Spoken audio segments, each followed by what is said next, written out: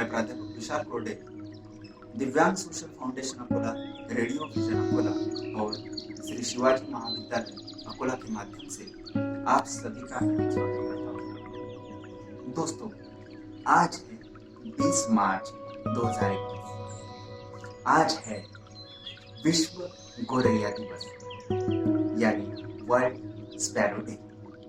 इस उपलक्ष्य में दिव्यांग सोशल फाउंडेशन का यह विशेष कार्यक्रम आप सबके लिए। दोस्तों, गोरैया सबसे अधिक पानी वाली प्रजाति और आज नामशेष हो रही है।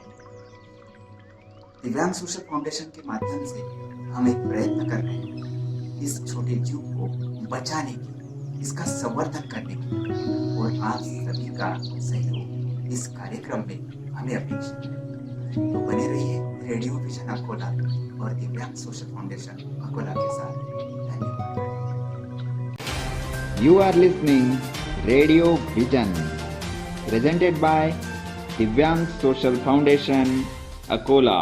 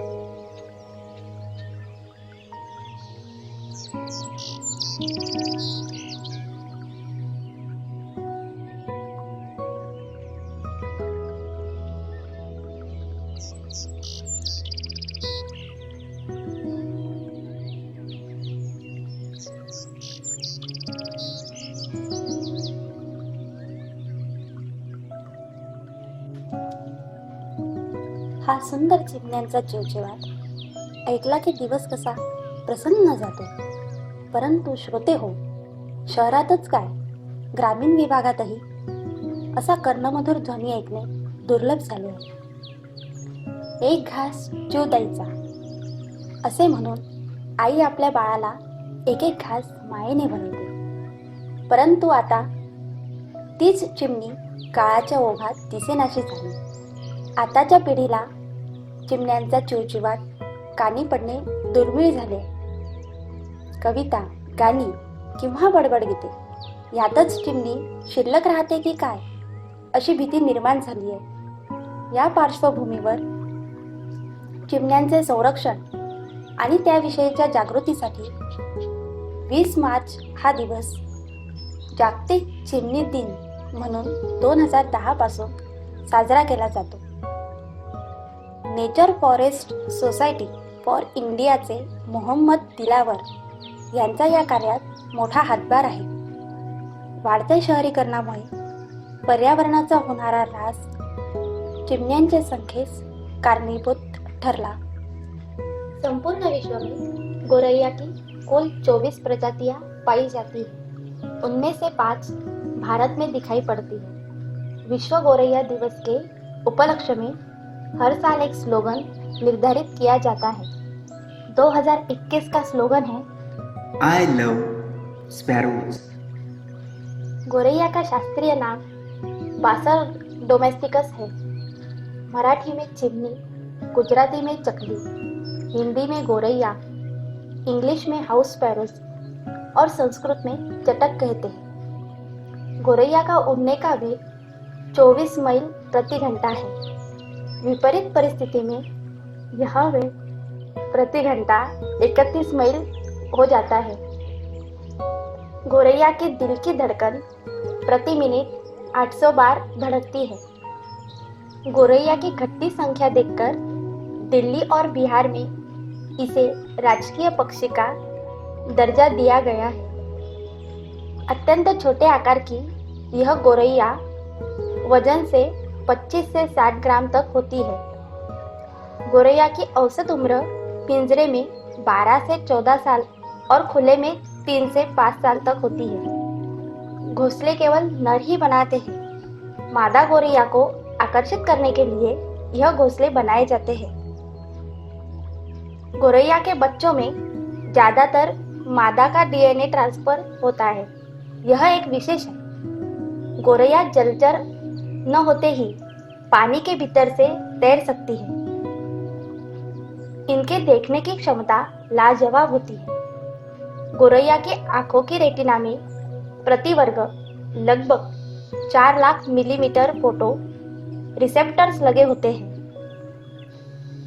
गोरैया अगर बार बार पूंछ झटक रही है तो इससे आप समझ सकते हैं कि वह तनाव में है या दुखी है।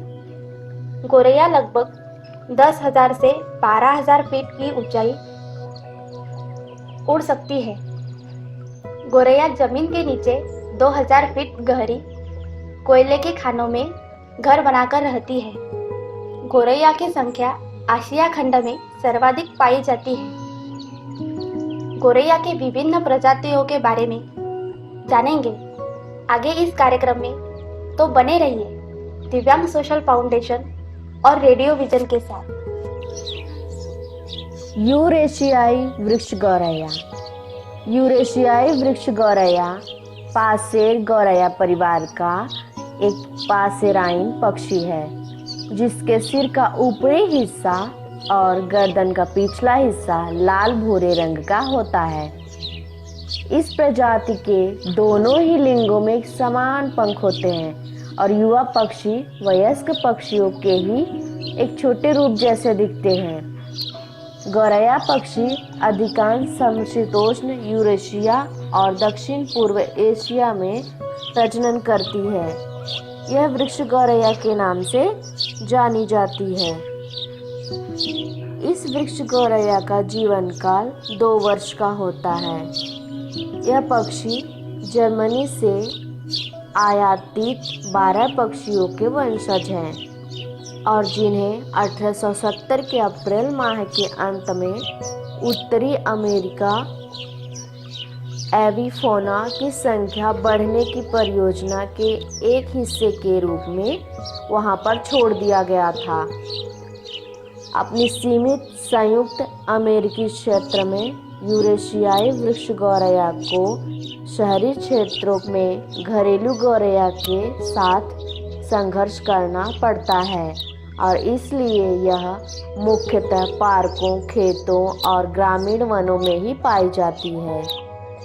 पूर्वी एशिया और पश्चिम ऑस्ट्रेलिया में कुछ स्थानों पर यह प्रजाति हानिकारक जीव के रूप में देखी जाती है। हालांकि पूर्वी कला में इसका व्यापक महत्व है। फिलीपींस में, जहां इसे माया के नाम से जाना जाता है, वृक्ष गौरैया शहरों में सर्वाधिक प्रचलित पक्षी है और अनेक शहरी फिलीपींस वासी इसे राष्ट्रीय पक्षी मानते हैं। The Sand sparrow is a passerine bird of sparrow family, found around the Indus Valley region in South Asia. It is known as the jungle, sand jungle or refused back sparrow. It is smaller and has distinguishing plumage features as in the house sparrow. The male has brighter plumage and the female than the other younger birds, including black markings and grey crown. The species were discovered around 1840, but they were undetected for several decades afterwards. Its breeding range in Pakistan and Western India. The Sind sparrow is patchily distributed in riverine and wetland habitats with thorny scrub and tall grass. Detectively, Sind sparrow has chestnut stripe running down its head behind the eye, and the female has darker head than other sparrow species. रान चिमणी शहरी भागात फारशी न आढळणारी चिमणी म्हणजे पीतकंठ चिमणी. याच चिमणीला रान चिमणी म्हणतात. ही चिमणी प्रामुख्याने नाशिक शहराबाहेरील जंगल परिसरात आढळते. विख्यात पक्षीतज्ञ डॉक्टर सलीम अली यांना एकदा एक मृत चिमणी आढळली होती. त्यांनी तिला बॉम्बे नॅचरल हिस्ट्री सोसायटीत नेऊन परीक्षण केले असता ती हाऊस स्पॅरो नसल्याचा निष्कर्ष निघाला. या चिमणीच्या मानेजवळ एक पिवळा ठिपका असतो. त्यामुळे या चिमणीला पीतकंठ म्हणतात. तसेच ती रानात दिसून येते, त्यामुळे तिला रान चिमणीही म्हणतात. ही चिमणी प्रामुख्याने हर्सूल, पेठ, इगतपुरी या भागात आढळते. रान चिमणी ही आता काही अंशी कमी होत चालली आहे. याचे मुख्य कारण म्हणजे चिमणीची शिकार. रानावनात गुल्लेरने चिमणीची शिकार केली जाते. रानावनातील नागरिकांमध्ये पक्ष्यांबद्दल असलेले अज्ञान, तसेच काही ठिकाणी अशा पक्ष्यांचा अन्न म्हणूनही वापर केला जातो. त्यामुळे पक्ष्यांना पारत केले जात असल्याने अशा चिमण्याही कमी होत चालल्या आहेत. नेचर कॉन्झर्वेशन सोसायटी आणि वन विभागाच्या ग्रामीण भागात या संदर्भात जनजागृतीसाठी गेल्या 7 ते 8 वर्षापासून काम सुरू आहे. रान चिमणीमध्ये नर चिमणी आणि मादी चिमणी असते. नर चिमणी या चिमणीचे डोके राखाडी रंगाचे असते. तसेच तिचा गळा व डोळ्याभोवती काळा रंग असतो. ही चिमणी अंगाने भक्कम असते. मादी चिमणी ही चिमणी भुरकट राखाडी रंगाची असते. साधारणतः ताठ आणि सडपातळ बांधा या चिमणीचा बघायला मिळतो. चिमणीचा वणीचा हंगाम हा वर्षभर असतो. घरेलू गौरैया गौरैया यानी हाउस स्पैरो की प्रजातियाँ यूरोप और एशिया में सामान्य रूप से पाई जाती है। ये बहुत ही छोटे पक्षी होते हैं, लगभग 16 सेंटीमीटर के। इनके पंखों का फैलाव 21 सेंटीमीटर के आसपास होता है और वजन 25 से लेकर 40 ग्राम तक। इनके पंखों का कलर बादामी होता है। इनके नर और मादाओं में फ़र्क करना बहुत ही आसान है। नरों का रंग गहरा बादामी होता है, सीने में ग्रे कलर का धब्बा होता है, गालों में थोड़ा सफ़ेद रंग भी होता है, जबकि मादाओं में कोई सजावट नहीं होती। ये सिर्फ हल्के भूरे रंग की होती है। ये ज़्यादातर दानों से ही अपना गुजारा करते हैं, लेकिन प्रजनन के वक्त पौष्टिक खाने के लिए ये कभी कभी छोटे छोटे कीटे पतंगे भी खा लेते हैं। ये सामाजिक पक्षी होते हैं और झुंडों में ही रहना पसंद करते हैं। ये अपना घोंसला इंसानों के इर्द गिर्द ही बनाते हैं। इमारतों के कोने में, पेड़ों के दरारों में इनकी आपत्ति इंसानों के आसपास रहकर ही हुई है। The russet sparrow. The russet sparrow, Phaeton cynomomius, also called the cinnamon or cinnamon tree sparrow, is a phaeton bird of sparrow family. 3 species are recognized, differing chiefly in the yellowness of their underparts. The subspecies Rutlands and Interzor breed in parts of Eastern Asia, where they are usually found in light woodland, and the subspecies Cynomomius breed in the Himalayas, where it is usually associated with terrace cultivation. The Russet sparrow is a small, chunky bird with plumage warm rufous in overall color. It is a medium-sized sparrow at 5.5 to 5.9 inches and 18 to 22.5 grams, 0.63 to 0.79 hertz. It has a thick bill suited to eating seed, which is black on the head breeding male, horn color on the non-breeding male, and yellowish with a dark tip on the female. Wingspan for female range between 2.7 to 3.2 inches, and those for female from 2.6 to 3.0 inches. Tail, bill, and tarsi length are 1.7 to 2.0 inch, 0.43 to 0.51 inch, and 0.63 to 0.71 inch respectively. Measurements for the russet sparrow vary geographically between the three subspecies and also within the Himalayan subspecies Cynomolmus. The russet sparrow vocalizations are described by most sources as the sweet and most musical of any sparrow. The russet sparrow is found in parts of Eastern Asia, and in the Himalaya it is not known whether its distribution is continuous between these two areas. Since the political sensitivity of the Brahmaputra river valley near the China-India border makes the area less accessible to ornithologists, the russet sparrow appears to be abundant in most habitats across most of its very large range, and in the some areas it is among the most common bird in Southeast Asia. Its range has contrasted at lower elevation due to global warming, but it has also moved higher at higher elevation and it remains common.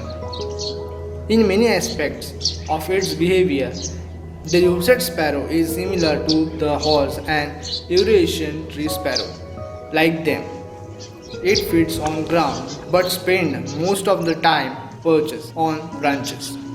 The adult russet sparrow is mostly a seed eater, eating the seeds of herbs and weeds as well as rice, barley and other grains. The russet sparrow breeding season is short, lasting about 3 months.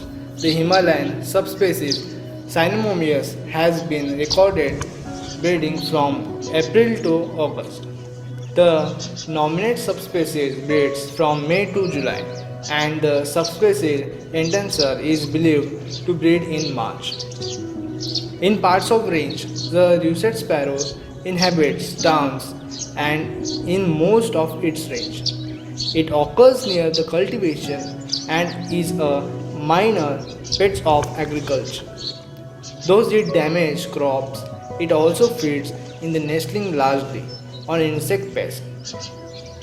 China, the russet sparrow has been recorded as a captive bird kept within the European tree sparrow. In Japan, it was eaten in the 1870s and sold in the Yokohama game market. The russet sparrow is well known in the Himalayas. That is most languages. It has a different vernacular name from the Eurasian tree sparrow. मित्रांनो, दिव्यांग social foundation Akola आणि radio व्हिजनच्या या विशेष कार्यक्रमात पुन्हा आपल्या सर्वांचं स्वागत आहे. आतापर्यंत आपण चिमण्यांबद्दल बरीचशी माहिती जाणून घेतली. भारत आणि भारताच्या बाहेर आढळणाऱ्या काही आगळ्या वेगळ्या चिमण्यांच्या जातींबद्दल सुद्धा आपण माहिती जाणून घेतली. परंतु मित्रांनो, आपण आपल्या सभोवती ही चिवताई पुन्हा यावी, बागडावी तिचा चिवचिवटाने, तिच्या चिवचिवाट्याने आपले घर प्रसन्न व्हावे असं जर वाटत असेल तर आपल्याला काही उपाययोजना कराव्या लागतील. आणि त्या कशा करू शकतो याच्या संदर्भात आपल्याला विचार पण करावा लागेल. आणि रेडिओ व्हिजन अकोलाच्या माध्यमाने हा एक विशेष आगळा वेगळा कार्यक्रम आम्ही जो सादर करतोय ना, हा आपल्या सर्वांना काहीतरी मंथन, काहीतरी चिंतन करायला लावणारच आहे. तर अनामिका, तुला काय वाटतं की आपल्याला काय उपाययोजना करता येईल? मनुष्याला जसा अन्न वस्त्र निवाऱ्याची आवश्यकता असते, हो. तसेच या छोट्या जीवाला देखील अन्न निवाऱ्याची आवश्यकता आहे. येस. चिमणी ही जलचर प्राणी नसली तरी चिमण्यांना पाण्यात खेळायला खूप आवडतं. हो हो, बिलकुल. पाण्यात खेळायला त्यांना आवडतं आणि याच्यासाठी आपण काही छोटे छोटे उपाय करू शकतो. हो, मग त्याकरता आपण फ्लॅट किंवा घरच्या टेरेस, तेही नसेल तर खिडकीत चिमण्यांसाठी दाना पाणी ठेवण्याची व्यवस्था आपण करू शकतो. बरोबर. एवढंच नव्हे तर आता जसं म्हटलं की पाण्यात त्यांना खेळायला बागडायला आवडतं, तर आपल्या घरात रिकाम्या बाटल्या असतात, काही टब्स असतात, ते जर आपण आपल्या अंगणात थोडे भरून ठेवले सकाळच्या वेळी, तर त्यात चिमण्या येऊ शकतात आणि आपला जलक्रीडा करू शकतात. हा एक चांगला उपाय असू शकतो. बिलकुल.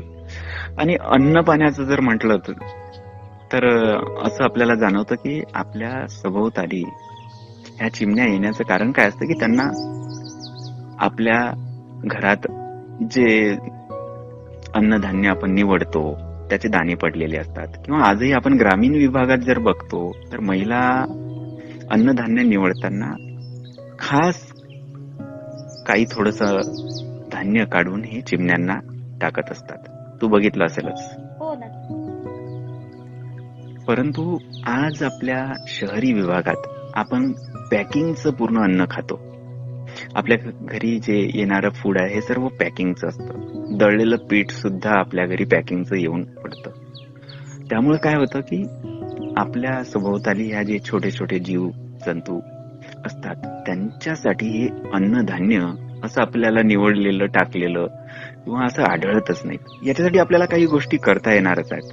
बिलकुल कराव्या लागतीलच आपल्याला त्या. आणि आपण जर त्याकरता आपण घरातील एक टाकाऊ पासून टिकाऊ म्हणून एक शीतपेयांच्या घरातील आपल्या रिकाम्या बाटल्या ज्या असतात, बरोबर, त्यांचा उपयोग करून आपण चिमण्यांसाठी एक बर्ड फीडर म्हणून बनवू शकतो. हो, ही एक चांगली अभिनव योजना आहे की बर्ड फीडर्स आपण बनवू शकतो. किंवा घरातील रिकाम्या खोक्यांपासून म्हणा, किंवा जे बूट किंवा चप्पल त्याचे जे खोके येतात, हो, त्यांना जर छिद्र केलं आणि घराबाहेर म्हणा किंवा खिडकीत किंवा दारावर कुठेतरी उंच जागेवर जर टांगलं, यस, तर तिथे चिमण्या आपल्या निवारासाठी म्हणून घरटं बांधू शकतात. हो, बरोबर आहे. कारण की चिमण्यांचा जो अभ्यास आतापर्यंत झालेला आहे याच्यात एक गोष्ट प्रामुख्यानं लक्षात आलेली आहे, ती म्हणजे ह्या ज्या चिमण्या असतात ना, यांना जन्मताच घरटे बनवता येत नाहीत. ही एक आगळी वेगळी गोष्ट आहे की बरेचसे पक्षी आपण बघतो की ते स्वतः एक सुगरणीसारखा जर एक पक्षी बघितला तर ते किती सुंदर घरटं बनवतं. परंतु चिमण्यांचं असं नाही आहे. त्यांचं अनुवांशिकताच ही आहे की त्यांना घरटं बनवता येत नाही. तर मग ती मदत काय घेतात की जिथे एखाद्या बिल्डिंगला किंवा घराला एखादा खोपा असेल, खिडकी असेल किंवा एखादा डबा असेल पुठ्ठ्याचा, त्याच्यात गवत आणतात आणि घरटं बनवण्याचा प्रयत्न करतात. जागेत कोणत्याही ठिकाणी आडोस्यामध्ये ते आपलं घरटं बांधू शकतात. बिलकुल. आणि बागेत जर घरटं असेल तर ते पण फार दिसायला पण सुंदर दिसतं. आणि याच्यासाठी आपल्याला काही योजना करू शकतो. आपल्या घराच्या सौंदर्यात सुद्धा आपण भर याच्या माध्यमानं टाकू शकतो.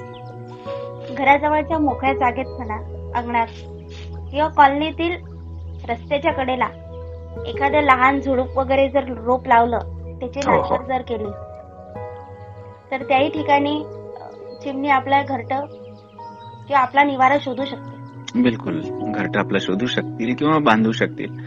आणि बाभळीसारखं जर वृक्ष लागवड आपण केली तर ते पर्यावरणासाठी पण एक चांगली गोष्ट राहील. आणि जे संशोधन झालंय त्याच्यात हे लक्षात आलंय की बाभळीच्या झाडावर जास्तीत जास्त चिमण्या आपले घरटे बांधत असतात. तर आपल्या आजूबाजूला जर आपण छोटे छोटे असे झाडं लावण्याचा प्रयत्न केला किंवा एखादी बाग जर फुलवायचं काम केलं तर तिथे पण आपल्याला चिमण्यांचा चिवचिवाट ऐकायला नक्कीच मिळेल. काही संशोधन असे पण झालेले आहेत, जसं तुर्कीसारखा देश आहे, या देशात चिमण्यांची घरट्यांना फार शुभ मानले जाते आणि इथे ज्या छोट्या छोट्या चिमण्या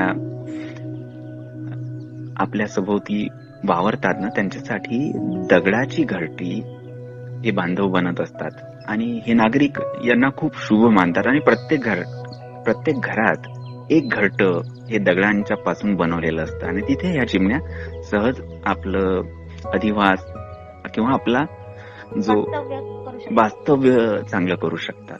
तसंच जर सुरुवात आपण केली, छोटी छोटी घरटी जर बनवायला सुरुवात केल्या ना, तर याचा खूप मोठा फायदा होऊ शकतो. गुजरात मधील चकली काका म्हणून ज्यांचं नाव सुविख्यात आहे, त्यांनी अशीच घरटी बनवायला सुरू केली आणि आज आपल्या सर्वांना अभिमान वाटणार असं एक कार्य त्यांनी केलेलं आहे की संपूर्ण भारतभर कृत्रिमपणे बनवलेली घरटी ती निशुल्कपणे आपल्यापर्यंत पोहोचवत आहे. ती घरटी फक्त उघडायची असतात आणि ती उघडून आपल्याला एखाद्या झाडाला किंवा आपल्या घरातील प्रेक्षणीय स्थळाच्या ठिकाणी असे जर आपण अटकवून ठेवले तर तिथे चिमण्या येण्याचा प्रमाण वाढू शकतं आणि ही फार चांगली उपाययोजना झालेली आहे.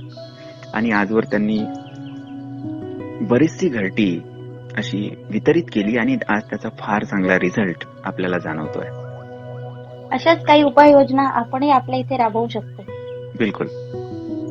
आणि ही सर्व आपली जबाबदारी आहे, कारण की आपलं पर्यावरण ही एक आपली जबाबदारी आहे. आणि आज जे आपण म्हणतो ग्लोबल वॉर्मिंग आहे किंवा जे रोग राई पसरतात आहे, कारण की चिमण्या काय करतात की आपल्या पर्यावरणाला जे हानिकारक जीवजंतू असतात, अळ्या असतात किंवा ज्या शेतांमध्ये पण कीटक असतात, यांचा ते भक्षण करतात आणि हे भक्षण केल्यामुळे आपलं पर्यावरण शुद्ध राहतं. तो पण एक महत्वाचा घटक इथे आपण मानू शकतो. आणि चिमण्यांच्या चिवचिवाटामुळे तेथील परिसर भकास म्हणा किंवा ओसाड न राहता तिथे त्यांच्या चिवचिवाटामुळे एक सौंदर्यात भरच पडते. बरोबर. घरातलं एक सौंदर्य वाढेल किंवा आपल्याला जे वातावरण आहे, एक सुंदर असं वातावरण आपल्या घरात आपल्या सभोवताली निर्माण होईल. तर दिव्यांग सोशल फाउंडेशन अकोला आणि रेडिओ व्हिजन अकोलाच्या माध्यमानं हा जो आम्ही संकल्प घेतलाय की या वर्षभरात विविध सामाजिक उपक्रम राबवायचे आणि त्यात विशेषतः आपल्या पर्यावरणावर भर द्यायचा. म्हणजे चिमण्यांचं संरक्षण असेल, वृक्ष संवर्धन असेल, वृक्ष लागवड असेल आणि अवेअरनेस निर्माण करण्याचं कार्य दिव्यांग सोशल फाउंडेशन अकोला आणि रेडिओ व्हिजन अकोला करणार आहे. तर तुला काय वाटतं अनामिका? नक्कीच हा एक चांगला उपक्रम आहे. आपणही आमच्यासोबत सहभागी होऊन या उपक्रमाला साथ देऊ शकता. बिलकुल. आणि साथ देण्यासाठी आपण आम्हाला आमच्या हेल्पलाईनवर फोन करू शकता, जो दिव्यांग सोशल फाउंडेशन अकोला आणि रेडिओ व्हिजनचा हेल्पलाईन आहे. तो आहे 09423650090. पुन्हा एकदा सांगतो, 09423650090. तर श्रोते हो, मी प्राध्यापक विशाल कोरडे आणि सोबतच मी अनामिका देशपांडे आपल्या सर्वांची रजा घेतो आणि हा आगळा वेगळा कार्यक्रम जे सेलिब्रेशन होतं वर्ल्ड स्पॅरो डेचं, हे तुम्हा सर्वांना कसं वाटलं नक्कीच आम्हाला फोन करून कळवा किंवा फेसबुक, इन्स्टा वर आपण आम्हाला SMS करू शकता, आमच्याशी जुळू शकता. दिव्यांग सोशल फाउंडेशन अकोला ह्या NGOचा आपण सदस्य होऊ शकता, कारण भारत आणि भारताच्या बाहेर सुद्धा दिव्यांग सोशल फाउंडेशन आपलं एक सामाजिक कार्य पूर्ण करते आहे आणि जनजागृती, पर्यावरण संवर्धन याच्यासाठी पण दिव्यांग सोशल फाउंडेशन आपलं कार्य करीत आहे. तर मित्रांनो, आपण नक्कीच आमच्याशी संपर्क साधाल या अपेक्षेसह आम्ही आपली रजा घेतो. धन्यवाद. धन्यवाद. You are listening Radio Vision, presented by Divyang Social Foundation, Akola.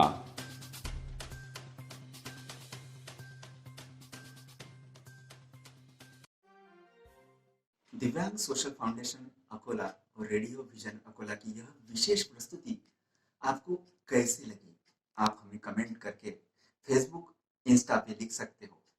दोस्तों, दिव्यांग सोशल फाउंडेशन अकोला यह एक एनजीओ है जो पूरे भारतवर्ष में दिव्यांग शिक्षण, रोजगार एवं आरोग्य के लिए कार्य कर रही है। भारत के साथ साथ भारत के बाहर भी 7 देशों में दिव्यांग सोशल फाउंडेशन अपना सामाजिक योगदान देने जा रही है। हम सबको, आप सबके साथ विश्व गोरैया दिवस के उपलक्ष्य में यह संकल्प करना है कि हमें गोरैया को बचाना है, क्योंकि आई लव स्पैरो। धन्यवाद।